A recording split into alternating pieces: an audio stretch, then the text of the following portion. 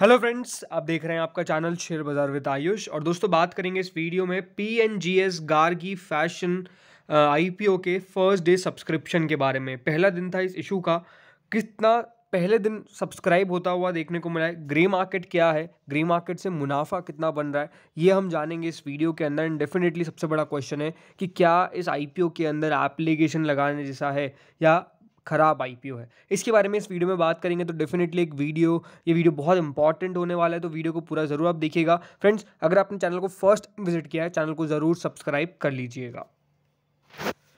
सो friends, PNGS Gargi fashion jewellery limited का IPO आज से ओपन हुआ है। एंड सबसे पहले कंपनी को आप ब्रीफ में समझ लीजिए, जिनको नहीं पता है कंपनी का काम किसका है। कंपनी का काम है retail business of costume and fashion jewellery under the brand Gargi by PN Gadgil and sons, जो लॉन्च हुआ था 2021 के अंदर।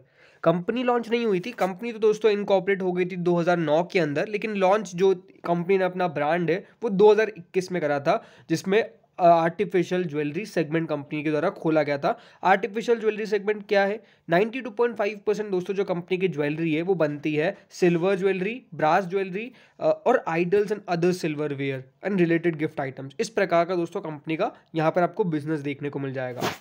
फाइनेंशियल्स कंपनी के ठीक दिखते हैं, बुरे नहीं है। कंपनी के देखिए जो रेवेन्यू है वो 31 मार्च 2022 से आना ऑलमोस्ट चालू हुआ था 593 लाख्स का, यानी 5.93 करोड़ का कंपनी ने बिजनेस किया। 1 करोड़ का मुनाफा किया। उसके अगले साल कंपनी ने 11 करोड़ का बिजनेस किया और 2 करोड़ का माफ करिएगा, उसके अगले क्वार्टर के अंदर कंपनी ने 11 करोड़ का बिजनेस किया और 2 करोड़ का मुनाफा किया। तो कंपनी की ग्रोथ जो है वो डेफिनेटली काफ़ी बढ़िया देखने को मिली, यानी जो ब्रांड की एक्सेप्टेबिलिटी है वो डेफिनेटली मार्केट के अंदर आपको नजर आ गई। अब फ्रेंड्स, इशू जो है वो आज से ओपन हो चुका है। ये इशू और ओपन रहेगा कब? ये इशू कल ओपन रहेगा, उसके बाद 12 और 13। तो कुल मिलाकर ये जो इशू है वो 4 डेज ओपन रहने वाला है। ओके, ये बात ध्यान रखिएगा, 4 दिन तक ये इशू जो है वो ओपन रहेगा। अब 30 रुपये का प्राइस बैंड कंपनी के द्वारा रखा गया है। 10 रुपये की इसकी फेस वैल्यू है। 7.80 करोड़ का ये इशू है जो बीएसई एसएमई पे, या ये बात ध्यान रखिएगा, ओनली लिस्टिंग कहाँ पे होने वाली है? बीएसई पे। ओनली ये बीएसई पे लिस्ट होगा, एनएसई पे कोई भी इसकी लिस्टिंग नहीं होने वाली है, ना ही आप शेयर सेल आउट कर सकते हैं। ये बात ध्यान रखिएगा, only on BSE and BSE. 4000 का दोस्तों इसका लॉट साइज है जो रखा गया है। अब पहले दिन की सब्सक्रिप्शन के बारे में बात करते हैं। तो दोस्तों, पहले दिन का जो सब्सक्रिप्शन निकल के आया है वो हम कह सकते हैं सेटिस्फैक्टरी है। नॉन इंस्टीट्यूशनल बायर्स यानी जो एचएनआईज है वो दोस्तों उनके द्वारा सब्सक्रिप्शन आता हुआ नजर आया इस कंपनी के अंदर 1 टाइम्स, 1 गुना। एचएनआईज के द्वारा 1 टाइम दोस्तों जो है वो पैसा आता हुआ देखने को मिला है। बट ये बात ध्यान रखिएगा, क्योंकि पूरे 4 दिन का ये इशू है, तो फर्स्ट और सेकंड डे यानी कल भी आप मान के चलिए जो सब्सक्रिप्शन है वो एचएनआईज के द्वारा खास नहीं होगा। थर्ड डे से वो थोड़ा थोड़ा पैसा लगाना चालू करेंगे, मतलब एक अमाउंट। और फोर्थ डे बहुत इंपॉर्टेंट होता है, यानी जो फाइनल डे रहेगा वो बहुत इंपॉर्टेंट रहेगा किसके पर्सपेक्टिव से? एचएनआईज के, कि फाइनल डे वो कितना पैसा लगा रहे हैं। बिकॉज अगर दोस्तों इनके द्वारा एक अच्छा पैसा आ जाता है ना, तो वो इशू बहुत बढ़िया कर जाता है। आज दोस्तों 2 एसएमईज कंपनी लिस्ट हुई, एक प्रीतिका इंजीनियरिंग और एक भारती रिसाइकलिंग। प्रीतिका इंजीनियरिंग तो भी चलिए देखिए 40-50% के आसपास का रिटर्न कमा के दे गई। 40-50%, ये बात ध्यान रखिएगा।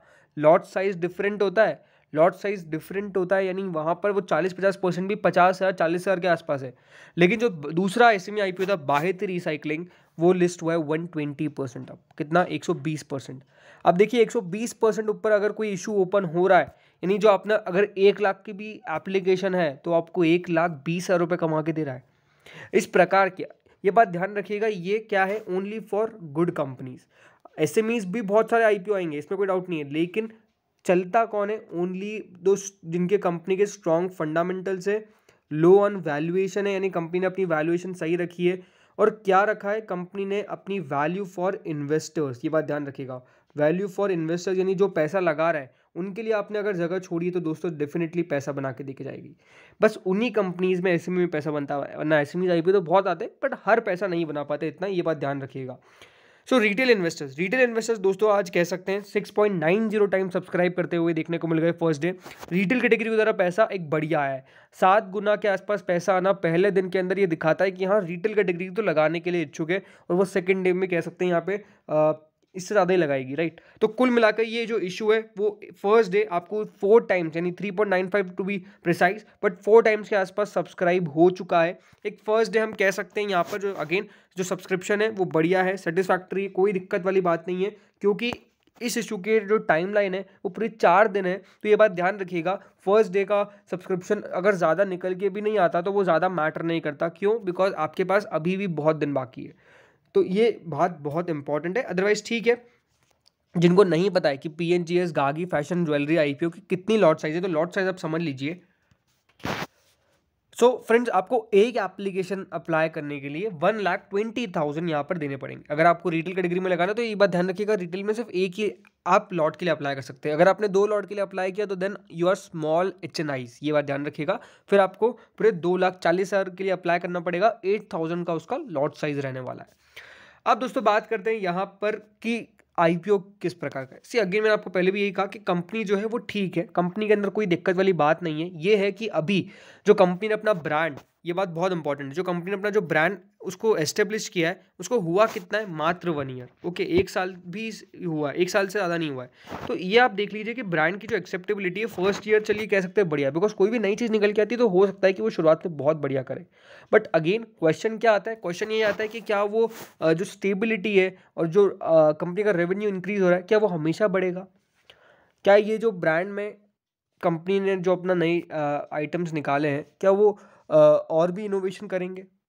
दूसरी बात है कि कोई डिक्लाइन देखने को तो नहीं मिलेगा, बिकॉज आप समझिए आपके पास फाइनेंशियल्स भी बहुत ज़्यादा नहीं है, फाइनेंशियल्स बहुत ज़्यादा नहीं है। ये एक डेफिनेटली कॉज ऑफ कंसर्न आप कह सकते हैं। बट जो फाइनेंशियल्स कंपनी ने दिखाए हैं उसमें ये दिख रहा है कि पहले साल में कंपनी ने 5.93 करोड़ का कारोबार किया और अगले एक क्वार्टर के अंदर उसके कंपनी ने 11 करोड़ का कारोबार कर लिया। तो बिजनेस तो एक्सपोनेंशियल इंक्रीज हो गया। बट ये है again the question will remain same कि क्या ऐसी स्टेबिलिटी हमेशा रहेगी? अगर वो रहेगी देन इट्स गुड, बट अगर नहीं रहती है तो फिर डेफिनेटली इन्वेस्टर्स का पैसा डूब भी सकता है। पर दोस्तों ये जो बात मैंने करी वो कही है लॉन्ग टर्म के लिए, राइट?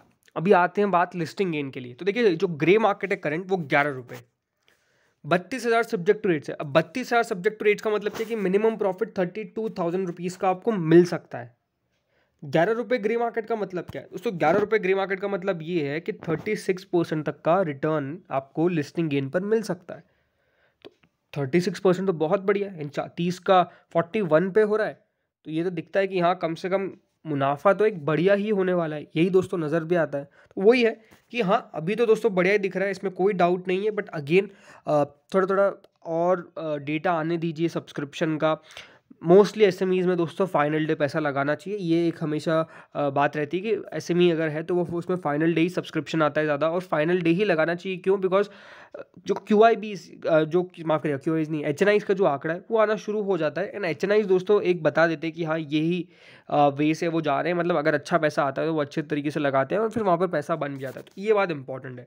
बाकी SMEs अगेन थोड़े से रिस्क ज़्यादा रहता है, ये मैं वापस से कहूँगा बहुत हाईली रिस्क है। तो यही डिस्क्लेमर है कि आप सबसे पहले कंपनी के बारे में खुद एनालिसिस करिए, अपने फाइनेंशियल एडवाइजर समझिए, और अगर फाइनेंशियल एडवाइजर आपका नहीं भी है तो खुद कम से कम उसकी स्टडी करिए, उसके बाद ही लगाइए। Because SMEs are again highly risk. मुनाफा अगर 40-50% का हो रहा है तब तो ठीक है, लेकिन नुकसान अगर 40-50% का हो गया तो वो भी डेफिनेटली खतरनाक हो जाता है। तो इसीलिए अगेन हाईली रिस्क है, इसलिए कहूँगा कि खुद ही एक बार समझिए, खुद ही SMEs कंपनी को अंडरस्टैंड करिए। तो इस वीडियो में इतना ही था। होप सो वीडियो बढ़िया लगा होगा, अगर लगा तो लाइक कर देना, चैनल से पहली बार जुड़े सब्सक्राइब कर देना। Thank you friends watching this video.